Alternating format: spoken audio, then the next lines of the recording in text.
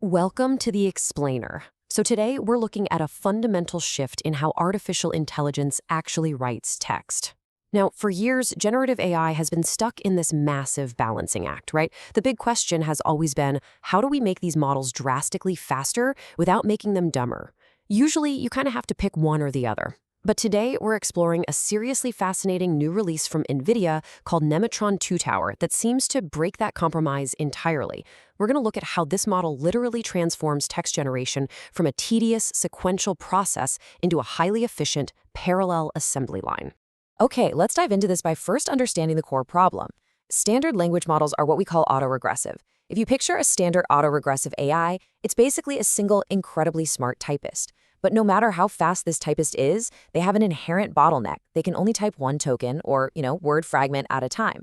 They look at the prompts, type a word. Look at the prompts, type a word. It's incredibly precise, sure, but it is fundamentally sequential, which brings us to the million-dollar question here. What if we could break that bottleneck? What if the AI didn't actually have to wait for token number 3 to be finished before it started working on token number 4? Well, answer the disruptor, NVIDIA's Nemotron-2Tower. The secret sauce here is a concept called blockwise autoregressive diffusion. So instead of that single typist just pecking away at a keyboard one key at a time, imagine an entire assembly line stamping out blocks of text all simultaneously. Rather than guessing just one single token, the model is working on a whole block of tokens in parallel, slowly bringing them all into focus together through a process called denoising. It's absolutely a complete paradigm shift for large language models, really allowing the system to do bulk work all at once.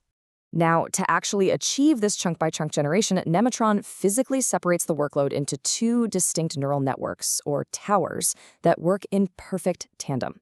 First, you have the context tower. This operates just like a traditional model. It processes your prompt and keeps track of the context. But crucially, it's completely frozen, meaning it doesn't learn or change during this new training phase. Then, working alongside it, we have the denoiser tower. This is the diffusion side of the equation. It's actively trainable, and its entire job is to take the context from that first tower and generate whole blocks of new tokens. So one holds the memory, and the other does the parallel heavy lifting. Under the hood, these towers are absolute beasts. We're talking roughly 60 billion parameters combined, with 52 layers per tower. They share this cutting-edge hybrid architecture, utilizing a mixture of experts, or MOE system, with 128 routable experts to route information highly efficiently. Think of it kind of like having specialized departments within a brain that only activate when they're actually needed. But remember, and this is key, while both towers share the exact same architectural blueprint, only that denoiser tower is actively learning to generate those blocks of text. So how does an AI actually go about writing a whole block at once? Well, it uses a really clever technique called mask diffusion. Let's walk through it. First, it drops in an empty block of text filled with placeholders, literally just mask tokens. Then, the denoiser tower looks at this masked block and makes a parallel guess for every single hidden word simultaneously. It checks its mathematical confidence, locks in the tokens it's highly confident about, and then remasks the ones it isn't quite sure about so it can try again. Finally, once the entire block is confidently filled, the context tower advances over it to update the memory. It's this continuous, iterative process of guessing, locking in the sure things, and then refining the rest. And to make those incredibly accurate guesses, the denoiser tower relies on two really cool tricks. First up is bidirectional attention. Unlike traditional models that can only look backward at what they've already written, this denoiser looks at the entire block at once, forward and backward, to grasp the full context. Second, it uses special time conditioning. You can think of this like a built-in clock that tells the model exactly how much of the block is currently masked versus unmasked. It basically lets the system dynamically refine its predictions on the fly as the block starts to fill up. Now, you might be wondering, why go through all this complex engineering? Well, for this number right here, 2.42x. By processing blocks in parallel and committing multiple tokens per step, Nemotron delivers nearly 2.5 times the raw generation speed of its standard autoregressive baseline.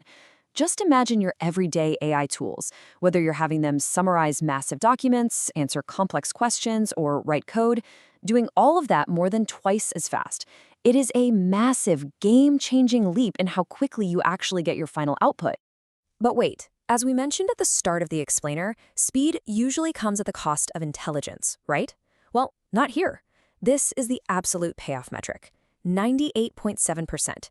Despite moving 2.5 times faster, the two-tower diffusion model retains almost 99% of the baseline model's aggregate benchmark quality. You're getting an enormous boost in throughput while sacrificing practically zero reasoning capability. It's drastically faster, for sure, without becoming dumber. And the hard benchmark data brilliantly illustrates this. Whether we're looking at general knowledge tests like MMLU, reading comprehension, or even strict math reasoning like GSMAK, the diffusion model goes completely toe-to-toe with a slower baseline. In fact, in some common sense tests, like the ARC challenge, it actually scores slightly higher. Across the board, the quality just holds remarkably steady. It proves that the model isn't just rushing blindly through the work, it is genuinely maintaining its intelligence while operating in parallel. What's really great about this system, though, is that you can actually tweak this balance yourself. It uses a feature called confidence unmasking, which basically acts exactly like a dial you can turn.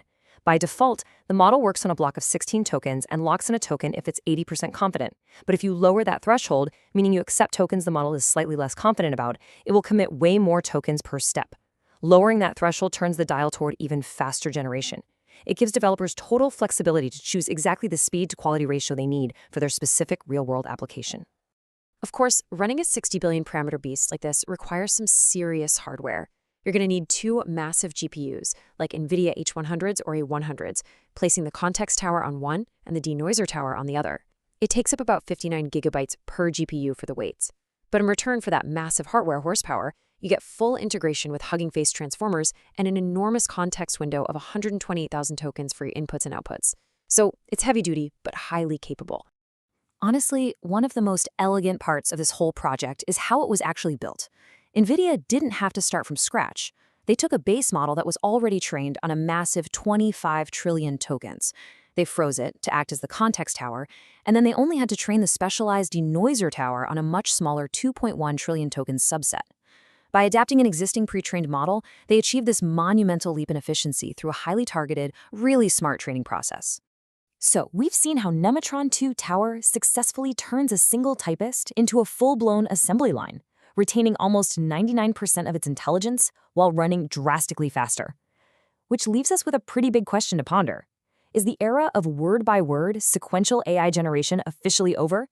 I mean, if blockwise diffusion can deliver this kind of massive throughput without sacrificing quality, we might literally be looking at the new standard architecture for all large language models moving forward. It is definitely something fascinating to keep an eye on. Thanks for joining us for this explainer.